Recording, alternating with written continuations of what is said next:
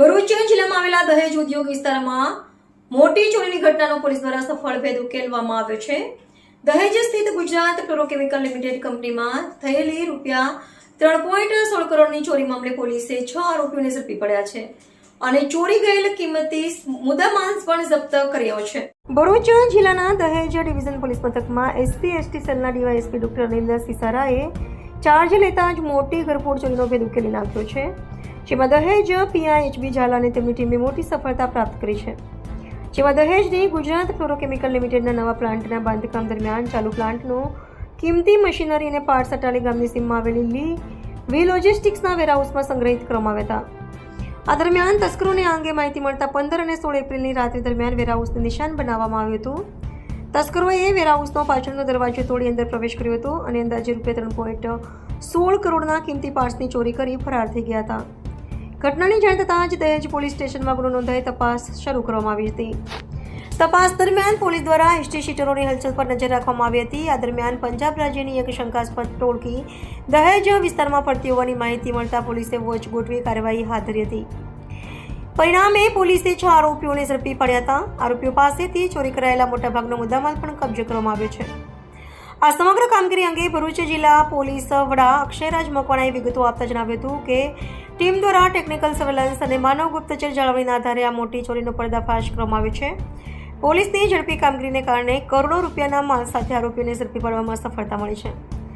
Police દ્વારા આરોપીઓની વધુ પૂછપરછ ચાલુ રાખવામાં આવી છે, તેમજ આ ટોળકી અન્ય કોઈ ગુનાઓમાં સંકળાયેલી છે કે નહીં તે દિશામાં પણ તપાસ આગળ ધપાવવામાં આવી રહી છે। રિપોર્ટર રવિ સૈયદ, ભરૂચ।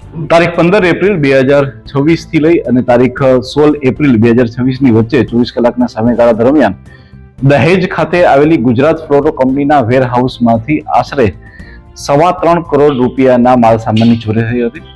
આ બનાવની જાણ થતાં જ અમારા દહેજમાં નવા નિમાયેલા ડીવાયએસપી અને અમારા દહેજ પોલીસ સ્ટેશનના PSC દ્વારા અલગ અલગ ટીમોની રચના કરવામાં આવી।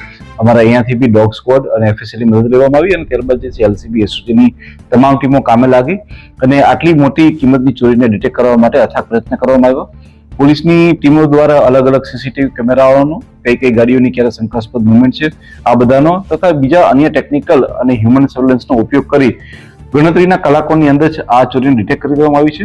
પૂરેપૂરા ₹3.25 કરોડના મુદ્દામાલ કે જે ગુજરાત ફ્લોરો કંપનીનો તેને રિકવર કરવામાં આવેલો છે।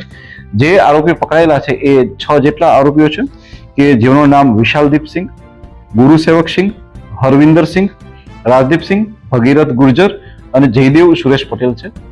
આ ચોરીની સાથે સાથે પોલીસે પોતાનો કોઈનો ઉપયોગ કરીને અન્ય 2 ચોરીઓ કે જેની અંદર દહેજ ખાતે જ ફેબ્રુઆરી મહિનામાં માધવ ઇન્ડસ્ટ્રીઝમાં થયેલી 2.5 લાખ રૂપિયાની ચોરી અને ભરૂચ રોડમાં થયેલી બાઇક ચોરીનો પણ પર્દાફાશ કરવામાં આવ્યો છે અને આ જ ગેંગનો હાથ હોવાનું પોલીસને જાણ થઈ છે। આ સિવાય જે આરોપી જયદેવ સુરેશ પટેલ જે છે તેના ભૂતકાળમાં આવા જ પ્રકારના 2 જેટલા ગુના અને રજદીપ જે છે એની ઉપર આ જ પ્રકારનો એક ગુનો ભૂતકાળમાં પણ નોંધાયેલો છે। આ ગેંગ ક્યાંની છે સાહેબ? આ ગેંગમાં જે વ્યક્તિઓ છે એમાં કેટલાક લોકો છે તે ગુજરાતના છે, કેટલાક લોકો જે છે તે ચીખલીકર ગેંગના પણ સભ્યો છે। સર, આની અંદર જે ગેંગ છે એમનું કોઈ કંપની કનેક્શન ખરું, કોઈ એમ્પ્લોય તરીકે જેવું? ના, એમનું કોઈ કંપની તરીકેનું કનેક્શન નથી। આ તમામ જે છે એ ચીખલીકર ગેંગ સાથે અને કેટલાક જે છે તેના લોકલ લાઇટની સાથે સંબંધ ધરાવે છે। એ લોકો બ્લુ કલરની એક બ્રેઝા ગાડી લઈને આવે છે અને ત્યારબાદ જે છે એ લોકો અંધારાનો લાભ લઈ અને ત્યારબાદ આ કંપનીમાં આવીને એ લોકો ચોરી કરી જાય છે।